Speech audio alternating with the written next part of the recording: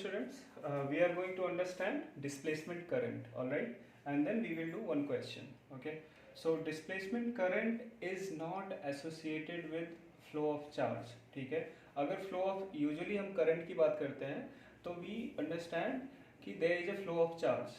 ठीक है, but displacement current में flow of charge नहीं भी हो रहा है, then still there would be displacement current. How do we define it? Let's understand that.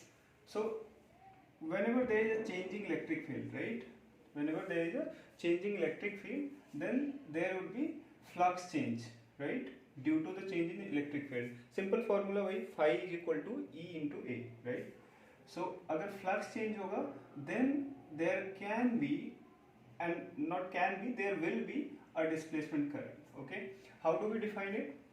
If electric field is, let's say we consider electric field to be sigma upon epsilon naught. I'll tell you exact context through that question, but अभी के लिए sigma upon epsilon naught समझते हैं. ठीक है, sigma is what? Charge density q upon epsilon naught into a. ठीक है, q की वैल्यू यहाँ से निकाल सकते हो epsilon naught e a. ठीक है, e a को क्या लिख सकते हो? phi e. phi e का सिंपल मतलब flux associated with electric field, not magnetic field. Okay, now this flux, let's say this flux is changing. ठीक है, whenever this flux is changing, q will change. तो rate of change of this q due to the change in flux is called displacement current. ठीक है, dq by dt is equal to epsilon naught d phi e by dt. Okay, so this is displacement current.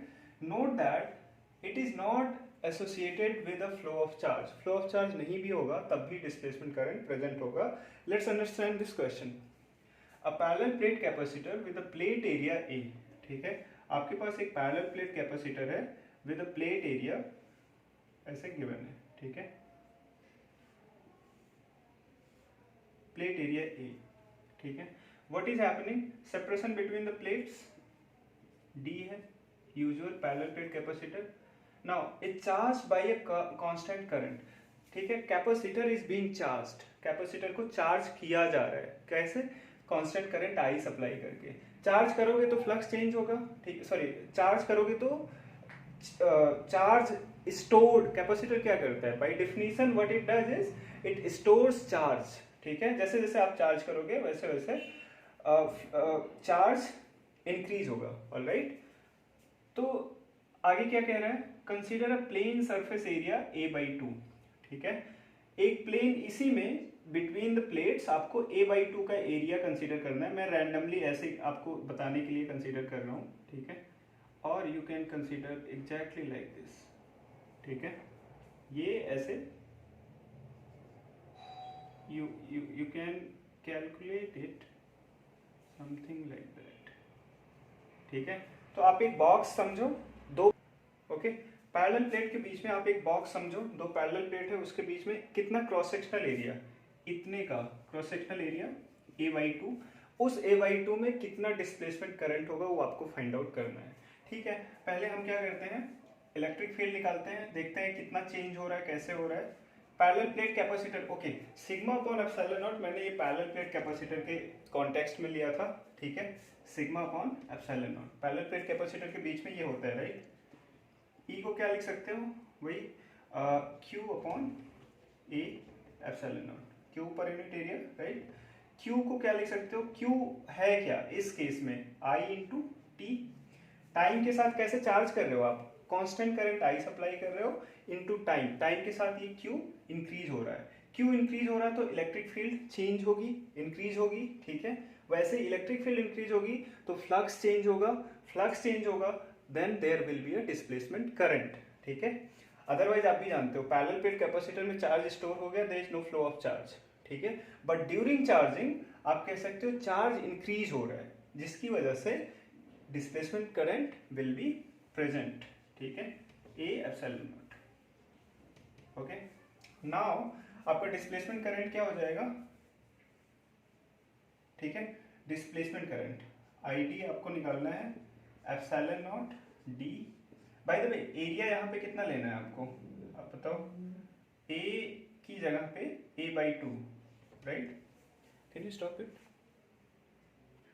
Alright, so E equal to IT upon a by 2 epsilon naught. By the way, a by 2 नहीं होगा because we are considering the total electric field, right? E equal to IT upon a epsilon naught.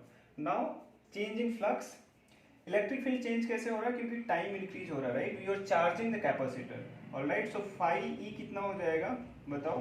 E into कितने area में आपको flux associated लेना है? ए by 2 वाले area में, ठीक है? You don't have to consider all the plate area, whole plate area. कितने से डिस्प्लेसमेंट करंट आपको एसोसिएट करना है? ओनली ए बाई 2 वाले एरिया में, ठीक है? ई इंटू ए बाई 2, तो ये हो जाएगा E into I T upon A epsilon naught into A by 2। ये कैंसिल हो गया, कितना आया? E I T upon 2 epsilon naught. अब आपको डिस्प्लेसमेंट करंट मैंने बिगिनिंग में ही बता दिया था, क्या हो जाएगा? मैं ये इरेज कर देता हूँ इधर, ठीक है?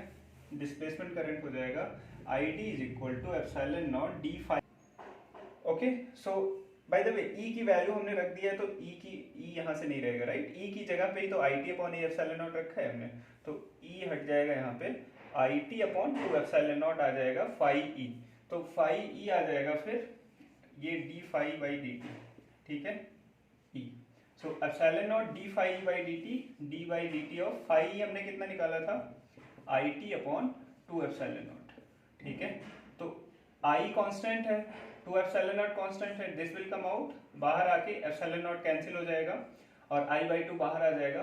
टी का डिफरेंशिएशन x का डी बाई डी एक्स करते हो तो क्या आता है? 1, राइट? तो वैसे ही t का D T by D T 1 हो जाएगा। तो डिस्प्लेसमेंट करंट कितना आ जाएगा? अगर आप I से चार्ज कर रहे हो तो डिस्प्लेसमेंट करंट कितना हो जाएगा? I by 2। Second part is correct. Okay, thank you so much for watching the video. Do subscribe to the channel. Let me know how if you like it. Okay.